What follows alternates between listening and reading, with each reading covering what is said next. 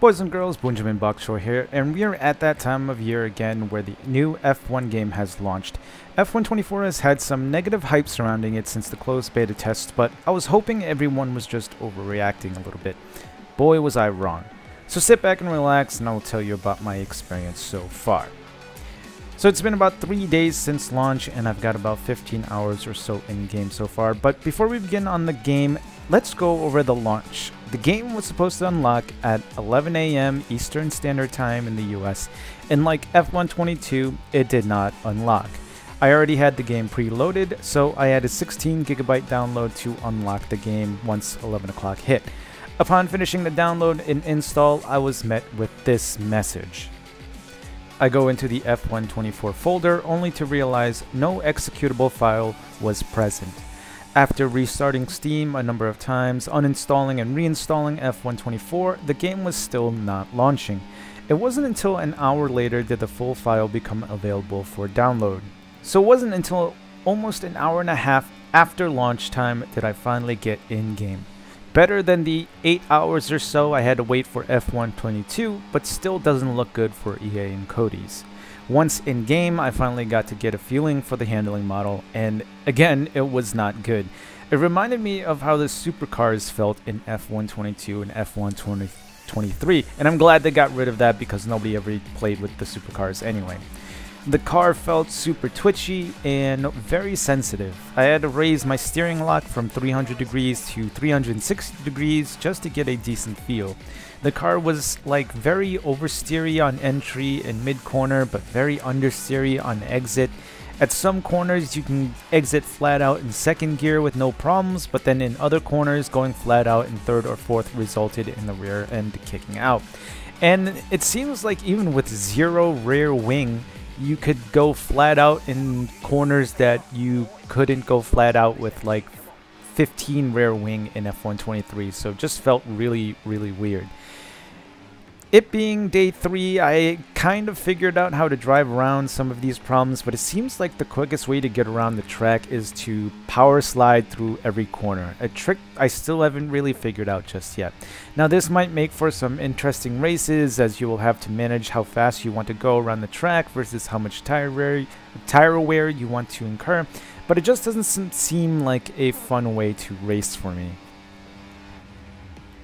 Now onto the ERS. This year we are able to control the battery a little bit more. Instead of medium and overtake like years past, we now have the none, medium, hot lap, and overtake modes.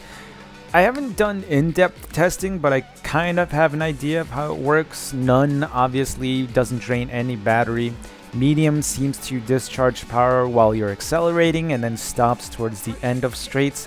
Hot lap drains a little bit more battery than medium and seems to continue to discharge until you lift off or brake. And overtake obviously does what it says, it discharges max energy. I only ever use none when I am in the single digits of battery percentage, medium to kind of maintain pace, and hot lap to close up to a car ahead or extend from a car behind, and obviously overtake to help overtake in DRS zones. Again, the meaning of the battery states are kind of unintuitive, but I figured out how it kind of works. And I think those two things are the biggest changes to the game other than the AI. The AI seems to have improved quite a bit since last year. The video on screen is against 110 AI with a current time trial setup, and it seems like the AI doesn't have crazy OP straight line speed like they did in F122 and F123. And battling against the AI is a little bit more difficult as they don't just jump out of the way when you try to overtake them. So all in all, I'd say a good improvement over the last few years. And I think those are probably the biggest changes in the game this year. As with any EA title, the majority of the game is a copy-paste of the last few iterations. There's a little bit more game modes, and it's nice to finally be able to drive as Alex Albon and win a WDC with him, but the gameplay is pretty much the same as F123, so you aren't really missing out on much if you don't buy this game.